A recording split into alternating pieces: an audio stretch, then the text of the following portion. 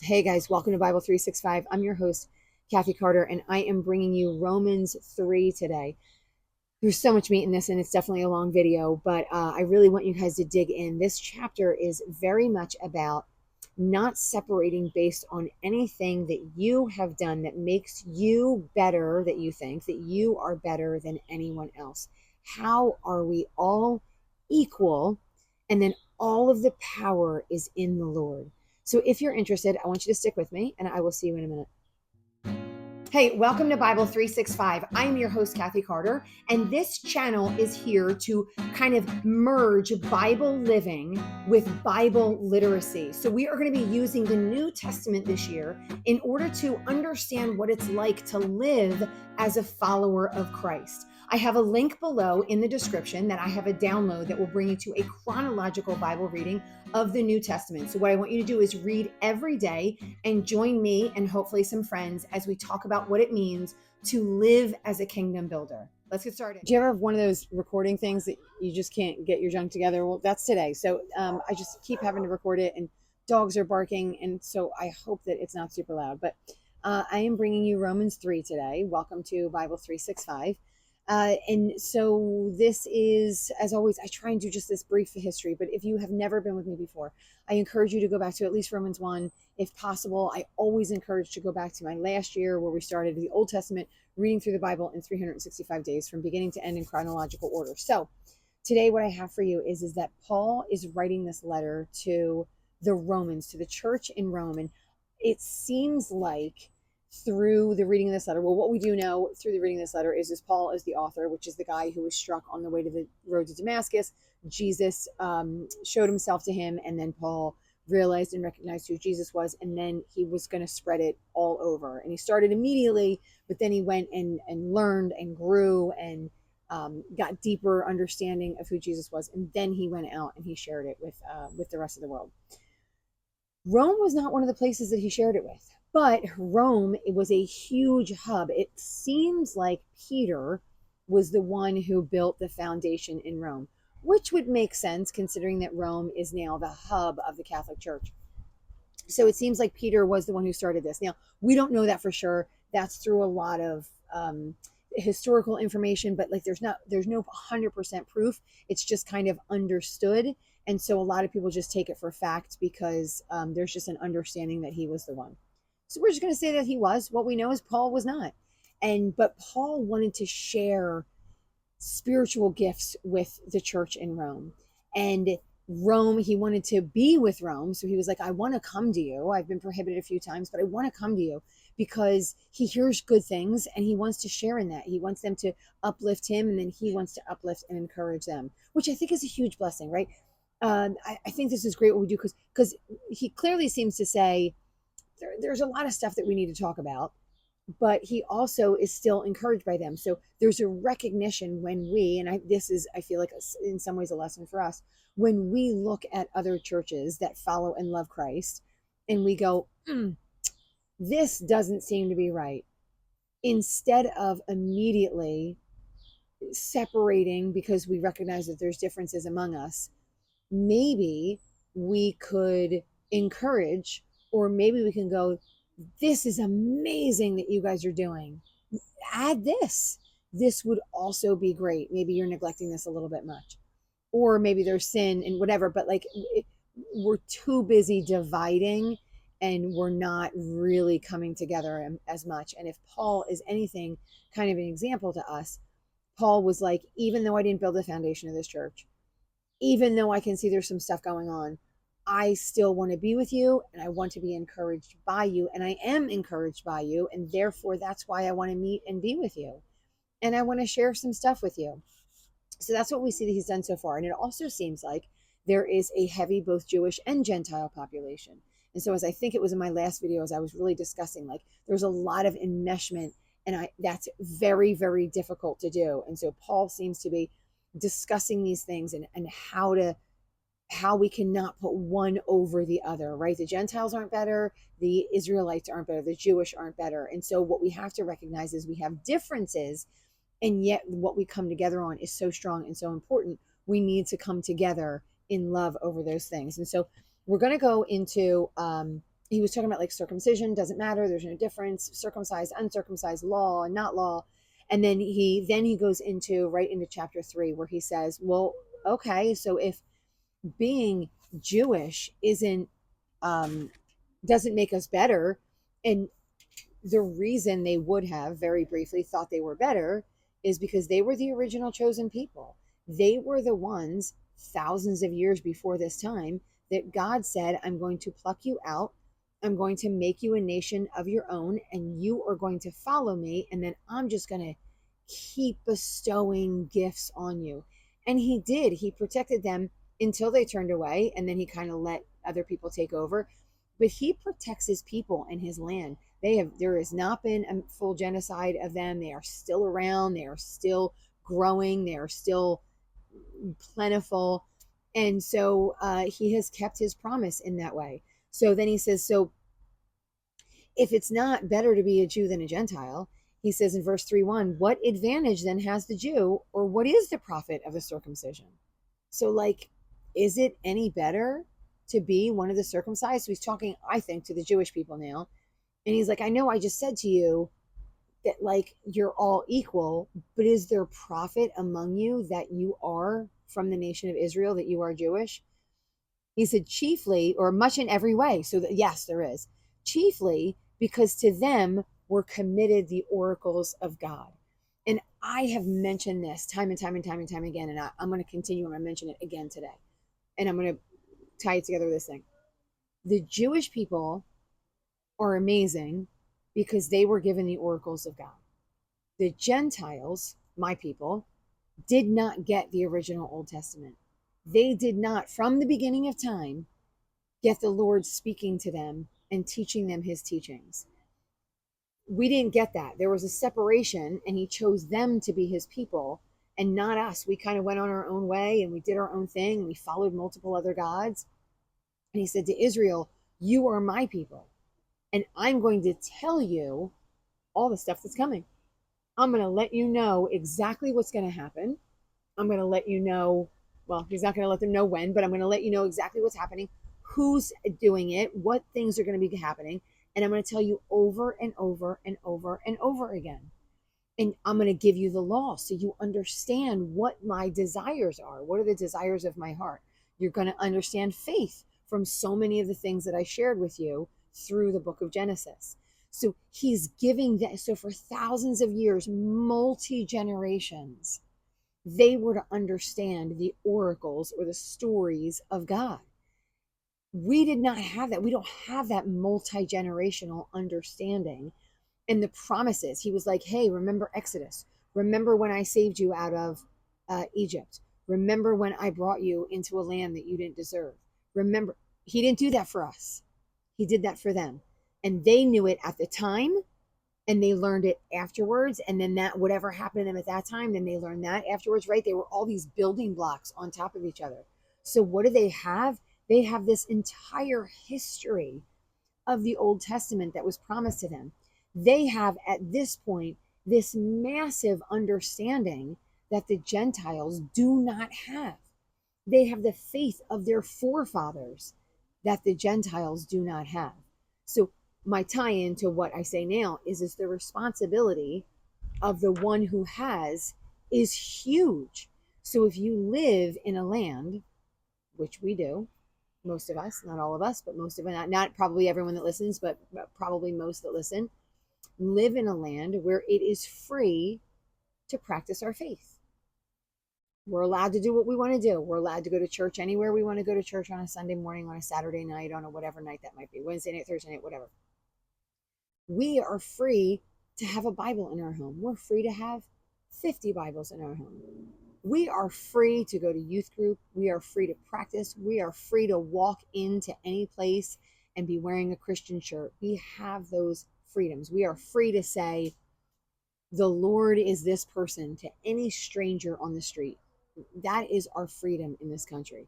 How are you using the gifts that you have been given? And I don't mean the gift of like, oh, the gift of speaking, the gift of teaching, the gift. I don't mean, how are you using, in some ways, the oracles that other people don't understand? Are you using them, or are you just letting someone else use them? And I think if that's the case, I think there's going to be, the Lord knows, there's going to be an understanding on the other end. I don't know what that understanding would be, but the Lord knows. He knows what He gave you and gave you the ability to do, and how you are using it, how He wants you to use it, and how you're using it. So He said, for what if some did not believe? So now He's like, listen, you guys got the gift. And then He kind of turns the tides a little bit. But what if some of them didn't believe? They were given the gift. They were given the promise. They were told, you are my people. If you follow, you will be with me for eternity. I don't want to say we're going to fix what's broken, but in some ways, right? Like there's going to be a new heaven and new earth. And so what Adam broke will be restored. And so He said, you have this. Well, what if those people turned away? Then what? Like, what do the nations think when those people turn away? And it said, what if some didn't believe? Will their unbelief make the faithfulness of God without effect? So because they unbelieve, will they make all the promises that God gave untrue? And He's like, of course not. God is faithful no matter what. So a people of Israel can turn from the Lord. It doesn't change that the Lord said, they are my chosen people. They are my representatives. They have been given the law. It doesn't change any of that. It doesn't change the fact that He said the Messiah is coming through them. It doesn't change the fact that He said, when I come back, those who will be with me will be saved. None of those promises, none of the faithfulness that He has on His side, none of that changes. So, okay, well, then if none of that changes, then why should we be punished because of it? As a matter of fact, not only does none of it change, but sometimes because of that, His glory is revealed.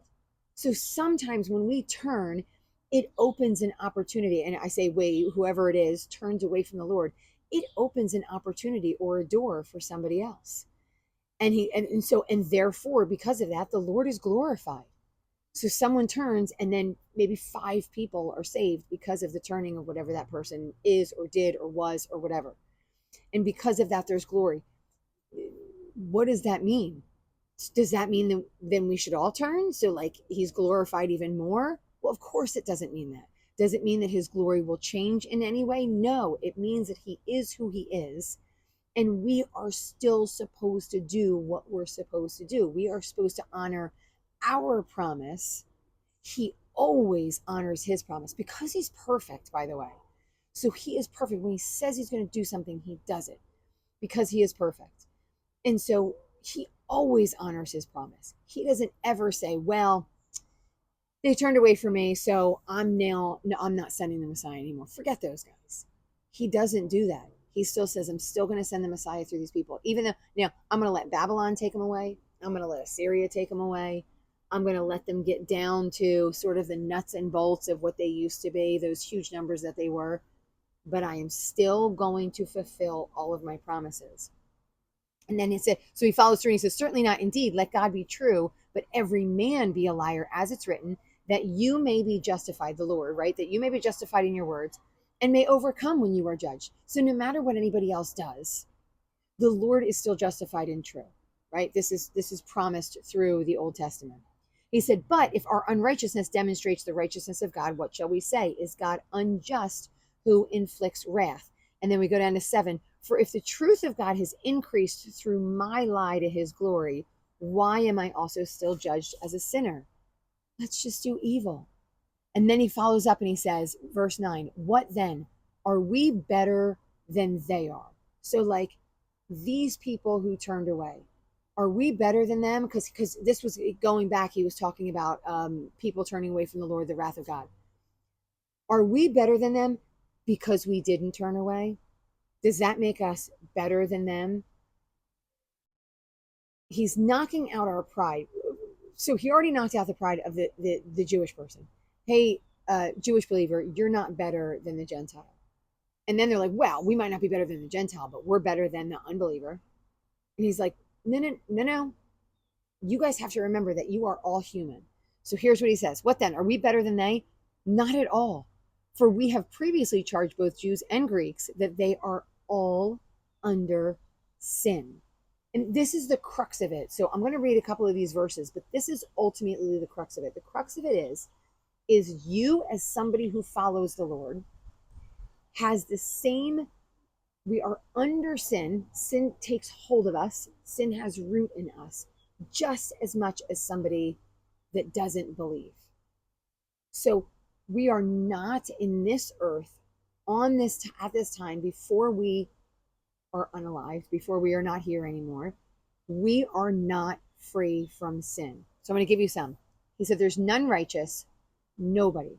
So our righteousness doesn't come from ourselves. It doesn't come from inside. There's not a magic pill we take. There's not a certain thing that we say. There's not a certain amount of things that we do that make us righteous. Our righteousness comes from the Lord. So I'm not righteous. The unbeliever isn't righteous. So then how can you say, how can scripture say that Zechariah and Elizabeth were righteous? How can they say that? It makes no sense. If it says right here, no one's righteous.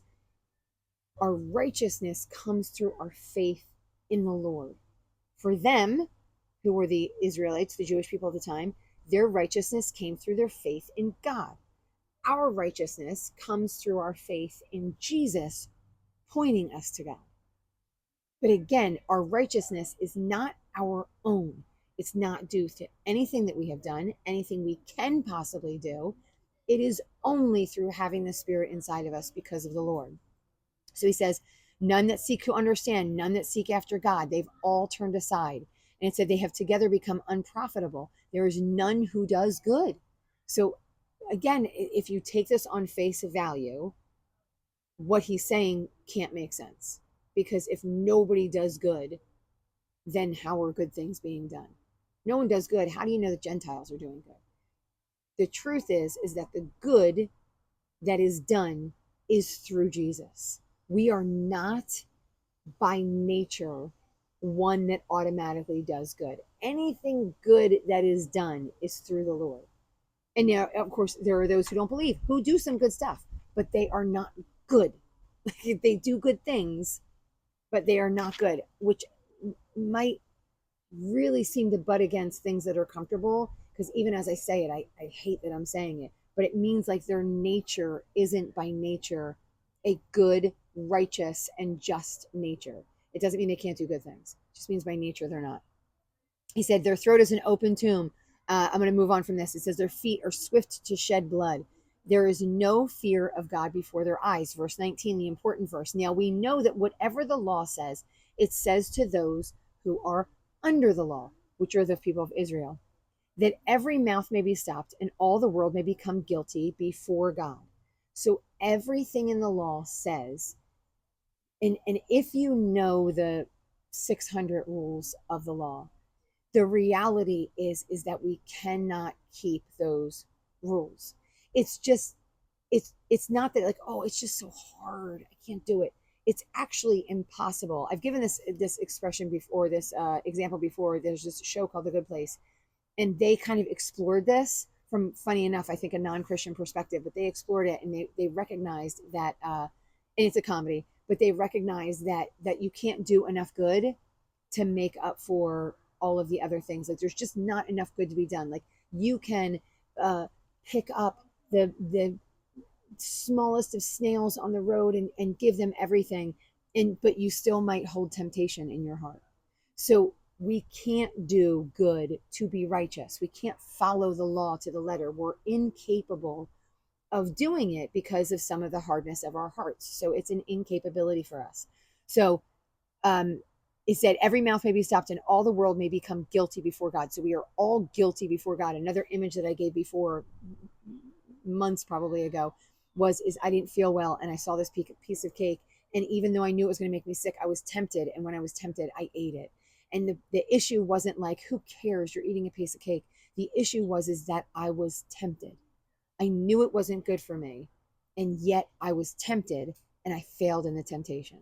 That was the issue. The issue is how easy it is, like nothing, to be tempted and then to fail in your temptation, right? We test, we fail, we get angry, we get frustrated, we get sad, we get worried, and all of these things are sins against the Lord. These are things that show our unrighteousness and our unworthiness to the Lord, and of the smallest to the biggest. So he said, therefore, by the deeds of the law, no flesh will be justified. So we all break it. And so by the deeds of the law, none of us can be justified because we can't do enough to be justified. But now, this is the beauty. Here's your gift. Here's your hope. But now, verse 21, the righteousness of God apart from the law is revealed. So the righteousness of God separated from the law. He is righteous. So he showed you the things to show that you are not good enough to be righteous. Like he gave you here, let me show you the whole list and let's just see which ones you fail in. Envy, by the way, would be like probably one of the easiest ones. Let me just show humility. Like, let me just show you the things that you fail in. And he's like, but I'm going to give you Jesus, who is separated from this. He's just righteous. And you, the thing that you do is you follow him and you have faith in him. Not that you do, but that you have faith. Faith should have feet, which is an expression that we use as Christians, which means you should do the things that the Lord calls you to do because you have faith and believe it and trust in him. But the faith is the thing that gets you there.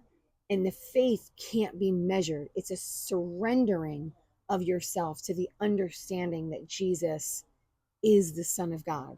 And so let me give you some of these really descriptive details.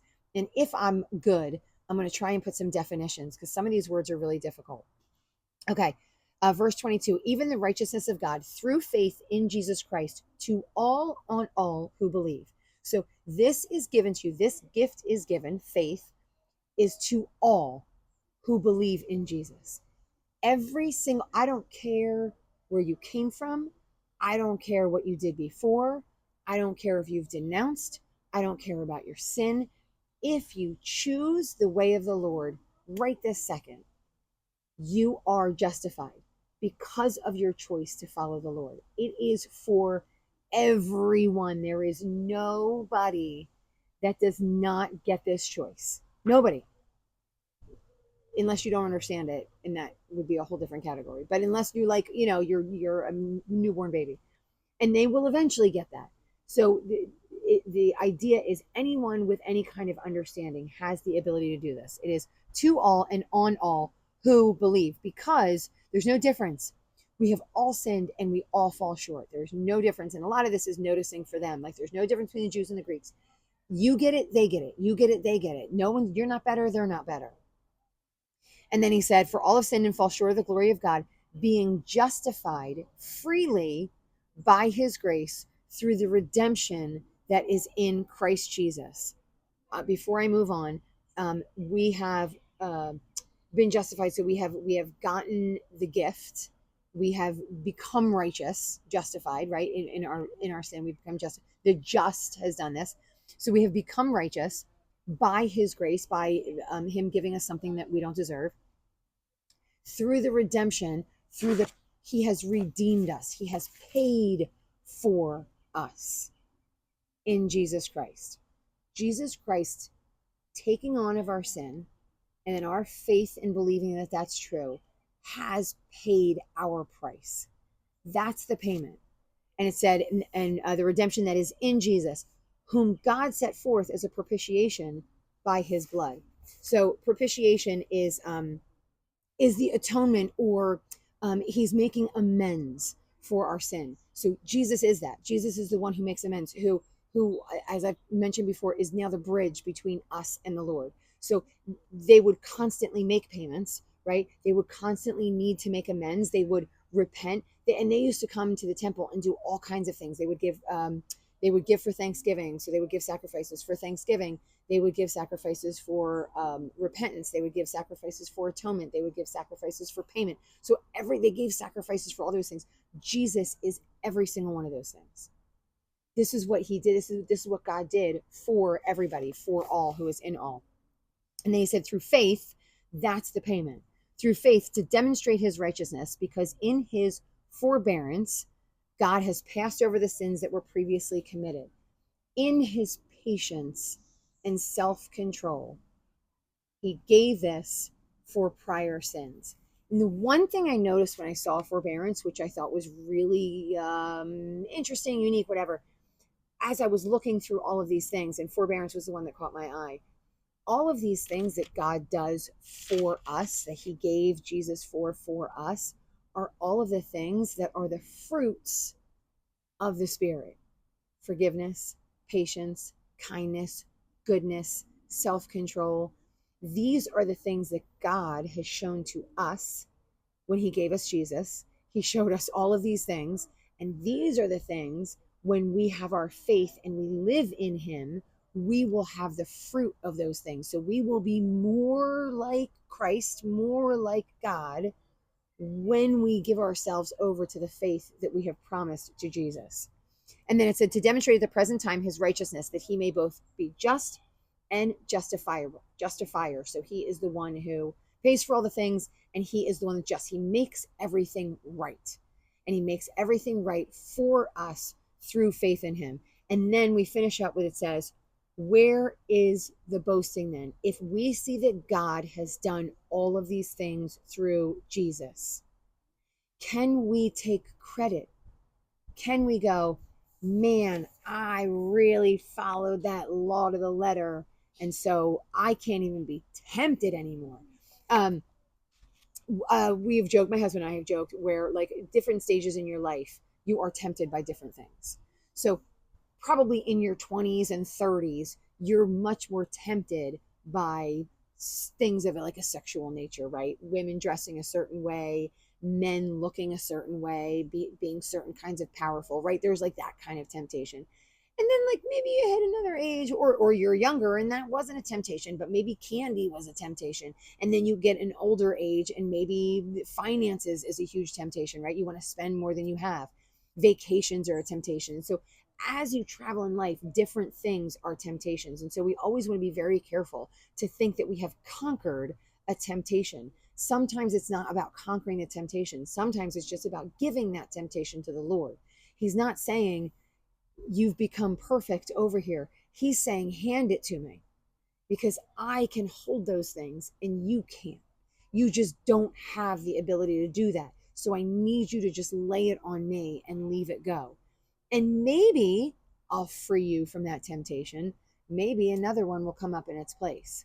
Maybe I won't free you from that temptation. Maybe it's about consistently laying it on me all the time. Don't think that you're not a believer if you still struggle with the same sin that you have struggled with. Hopefully you struggle with it. Hopefully, maybe struggle with it less is the wrong word. Hopefully you still don't do it, right? You're not acting in the sin, but you might still have struggles with it, right? Like it might still churn up internally, and you have to consistently keep handing it over to the Lord. That's what he has the power to do.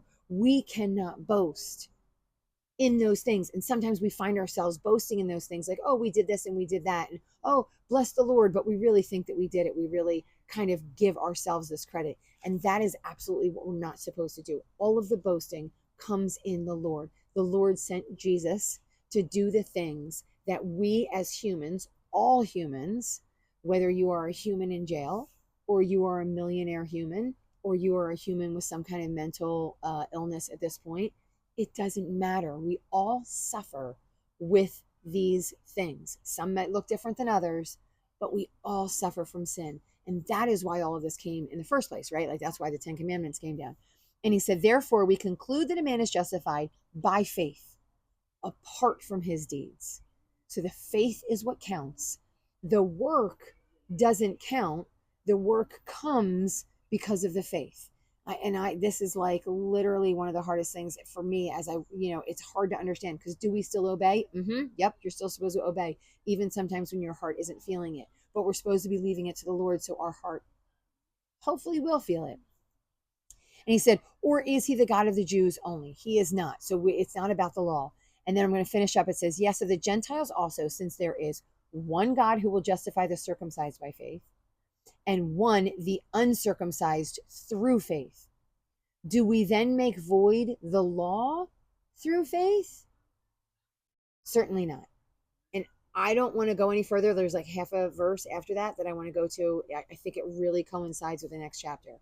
So the law isn't null and void, what we're going to find out, but faith is how we get there. Faith is what is important. I'm ending today on that note. And so if you have found this to be a blessing, I want you to like, share, and subscribe to the channel. And I will see you guys next time.